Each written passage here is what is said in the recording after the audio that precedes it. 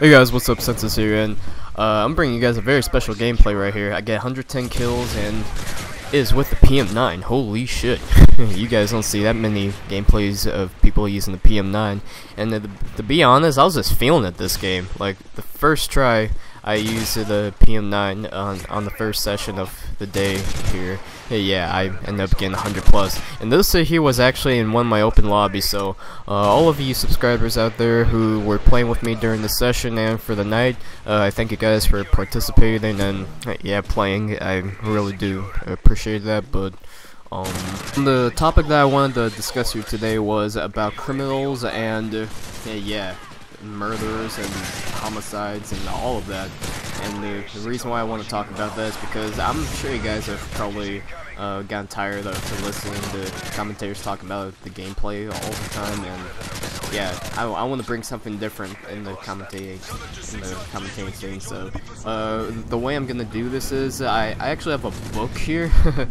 If you guys know me, I don't read that much. Actually, I barely read at all. I probably read about like a half a book a year, something like that. Well, unless if I'm in school and I have to read like a textbook, which you always have to, but when I read books on my own time, very, very rarely. But I ended up picking up this book here, and I found this to be pretty interesting, and I want to share it with you guys. So the first person I'm going to be talking about here is the Axeman of New Orleans. Alright, let's begin. On the evening of the 19th of March 1999, residents of New Orleans sat in bars and restaurants, listening to live bands, confident that the music being played, jazz, was protecting them from the violent murder. It was just one of the many evenings made bizarre by an Axeman of New Orleans, a serial killer who literally and figuratively struck randomly in Louisiana's largest city in the early part of the 20th century. The mystery of the Axeman of New Orleans begins in two modest flats that once stood at the back of a grocery store at the corner of Upper Line and Magnolia Streets. In one flat lived Andrew Maggio, a barber, and his brother Jake. The other served as a home to a third brother, Joseph and Catherine, his wife. It was in fact Joseph and Catherine's grocery store and bar that separated the flats from the street. In the early hours of May 23, 1918, Jake was awoken by a sound, a sort of groaning coming from Joseph and Catherine's apartment. He tried to get the couple's attention by knocking on the wall. There was no response. He woke Andrew, and together the two brothers went over to the adjacent flat. They immediately came upon the sign of a break-in. A wooden panel had been chiseled out the kitchen door. Entering the apartment by the same point as the intruder, the pair rushed into the bedroom. There they came upon Catherine. Laying across the bed, her skull was caved in, and her throat was so deeply cut that she was very nearly decapitated. Beneath their sister-in-law, bathed in her blood, lay their brother Joseph. He too had been attacked. His head was cut open in severe places, yet the grocer was still alive. When he saw his brothers, Joseph attempted to stand, but found that he couldn't. He died before an ambulance could be summoned.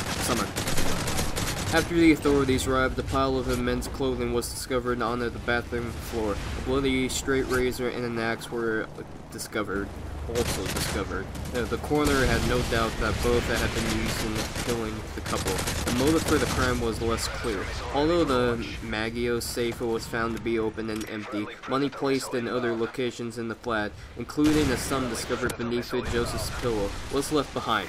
The horrific scene ensured that the murders of Joseph and Catherine Maggio were front-page news. Public interest was further aroused when it was learned that the razor used in the crime belonged to Andrew Maggio. Claimed he had taken it home from his barber shop on the very evening of the murders in order to repair a small nick in his blade. He was quickly put under arrest, but released for lack of evidence. The axe, it was determined, it belonged to the murdered couple. It was during Andrew's believed time in custody that the case took the first of what would be a number of peculiar turns. Two detectives came across a message scrawled in chalk on the pavement less than a block from where the couple had been murdered. It read, "Miss Maggio will sit up tonight, just like Mrs. Tony." Rumors began to circulate that the Maggio murder had been committed by the same hand that killed a number of New Orleans grocers 6 years earlier.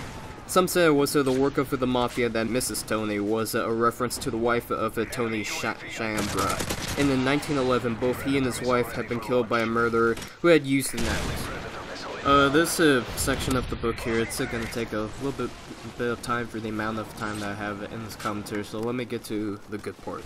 3 days later, the editor of Times Picayune, whatever that says, received a letter for someone who signed himself the Axeman. Describing himself as a spirit and a fell demon from the hottest hell, the correspondent announced that he would strike again at 12:15 quote-unquote earthly time on the next Tuesday night before offering a magnanimous gesture. I'm very fond of jazz music, and I swear by all the devils in the nether regions that every person shall be spared in whose home a jazz band is in full swing at the time I have mentioned. If everyone has a jazz band going, well then so much the better for you people.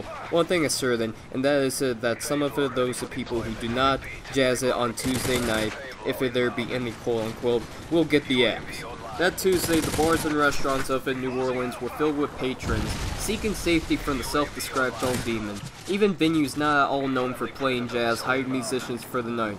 There were no victims that evening. After her recovery, Rosie Cortamagalley accused the father and son Frank and Leonardo, business rivals of her husband, of her daughter's murder. Some newspaper accounts record that Charles disputed his wife's accusation. Others state that he died of his injuries. Whatever the case, he did not join his wife in testifying at the subsequent trials for the Jordanos, or whatever you say.